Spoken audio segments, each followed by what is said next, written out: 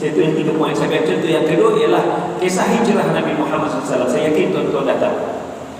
Ketika mana orang kafir Quraisy berbincang di Darun Nadwa, macam mana kita nak buat bilangan umat Islam makin lama makin ramai. Bilangan umat Islam makin lama makin ramai, pengaruh Nabi Muhammad makin lama makin ramai. Dan pengaruh Nabi Muhammad telah pun keluar daripada kota Mekah. Masyarakat Madinah telah ramai yang telah memeluk agama Islam. Dan beberapa umat Islam telah mula berhijrah ke Madinah. Kebimbangan orang kafir Quraisy ialah apabila Islam terus berkembang. Lalu mereka berbincang di Darun Nadwa, apa yang perlu kita lakukan. Ada yang mencadangkan kita bunuh dia, kita bunuh Muhammad. Cadangan ini ditolak sebab kalau kita bunuh Muhammad, seluruh Bani Hashim akan bangkit untuk menentang kita. Bani Hashim akan bangkit. Ini kelebihan orang Arab tenaga ya. Mereka ada kabilah-kabilah. Nabi Muhammad ada kabilah Bani Hashim. Sekiranya apa-apa yang berlaku pada Nabi Muhammad, kabilah Bani Hashim ini akan mempertahankan Nabi Muhammad. Walaupun contohnya Abu Talib tidak beriman, tapi Nabi Muhammad, Abu Talib antara orang yang mempertahankan Nabi Muhammad. Kemudian datang syaitan menjelma sebagai manusia. Ada yang menyatakan bahawa sebagai orang tua. Ada yang kata menyepai Abu Jahal, memberikan cadangan. Mengapa tidak kita bunuh Muhammad dan kita lantik wakil-wakil setiap kabilah, wakil-wakil yang gagah daripada setiap kabilah berkumpul bersatu, kemudian kita bunuh sama-sama, tikam sekali Muhammad. Jadi mana mungkin Bani Hashim mampu untuk menuntut bela atas kematian Nabi Muhammad ke atas kita semua, semua kabilah. Bani Hashim tidak akan mampu melakukan demikian. Cadangan ini diterima. Lalu mereka merancang untuk menyerbu rumah Nabi Muhammad waktu malam. Dan waktu malam itu, waktu itulah waktu yang perancangan dilakukan oleh Rasulullah SAW untuk berhijrah setelah mendapat izin daripada Allah SWT. Untuk maklumat tuan-tuan ya, hijrahnya Nabi Muhammad dengan izin Allah SWT. Nabi Muhammad menanti bilakah waktunya Allah mengizinkan waktu hijrah. Dan waktu hijrah itulah waktu yang sama perancangan kafir Quraisy untuk membunuh Nabi Muhammad sallallahu alaihi wasallam. Lebih kurang 40 pemuda yang berkumpul, pemuda-pemuda yang gagah untuk membunuh Nabi Muhammad. Tuan-tuan sekalian, sifat seorang Nabi yang Allah utuskan, Rasul yang Allah utuskan ini biasanya seorang yang tampan, seorang yang segak, seorang yang gagah. Nampak gagah, bukan lembek ya. Orang kata orang Zul dia lembek, bukan begitu. Nabi Muhammad seorang gagah. Walaupun Nabi Muhammad tidak terkenal dengan seorang yang suka, bukan gedebel lah ya, yang suka bergaduh, yang suka bergusti, berlawan. Tetapi Nabi Muhammad seorang yang gagah. Dan pernah sekali seorang yang gagah di Mekah bernama Rukanah mencabar Nabi. Seorang kalau macam sekarang ni WWF lah, The Rock ke ataupun Triple H yang nampak gagah, whatever lah nama juara gusti. Rukanah lah juara gusti ketika itu, ataupun wrestling, juara wrestling ketika itu. Dan dia mencabar Nabi Muhammad, mencabar orang paling gagah tuan-tuan di kota Mekah, mencabar Nabi Muhammad. Kalau kamu benar seorang Nabi, jom kita bergusti. Kalau benar kamu seorang Nabi, kamu akan menang. Tuan-tuan bayangkan, tuan-tuan yang tak pun jarang exercise, dapat datang Triple H ni, ajak lawan kita, berani. Datang The Rock dekat ring nak ajak kita bergusti. Rasanya ramai di kantor saya lah, saya surrender, saya tak mampu So Nabi Muhammad SAW cabaran ni.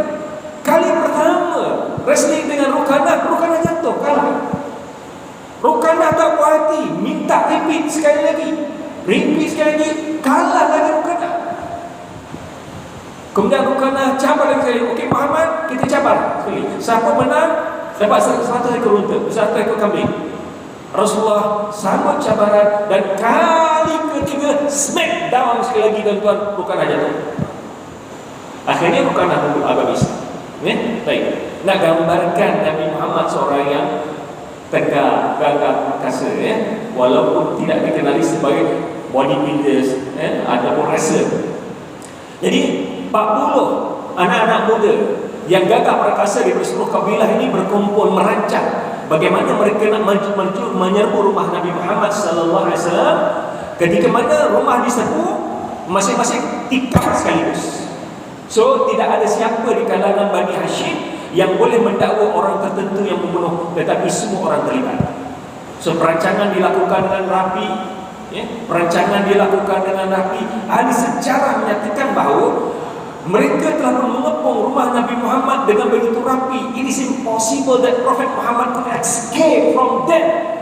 Bahkan dinyatakan seandainya seekor tikus keluar dari rumah Nabi Muhammad pun dapat ditangkap oleh mereka. Rapinya bagaimana mereka mengawal rumah Nabi Muhammad SAW.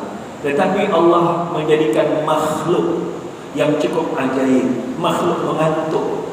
Mengantuk ni makhluk kan, dan mengantuk ni ada kadang-kadang ada baiknya, ada buruknya. Dalam peperangan mengantuk, orang takut. Bila mengantuk itu hilang rasa ketakutan. Kalau orang takut boleh mengantuk kan? Tuan-tuan dekat hutan sorang-sorang dengar suara harimau, dengar suara singa, dengar suara gajah malam tu sorang-sorang. Takut ke tak?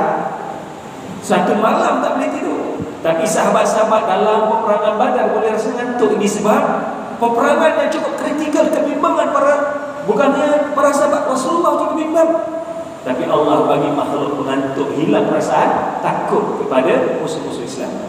Jadi, tapi bagi kes kafir Quraisy ni, Allah hantarkan makhluknya kepada 40 pemuda-pemuda yang gagah ini mengantuk sehingga mereka tertidur.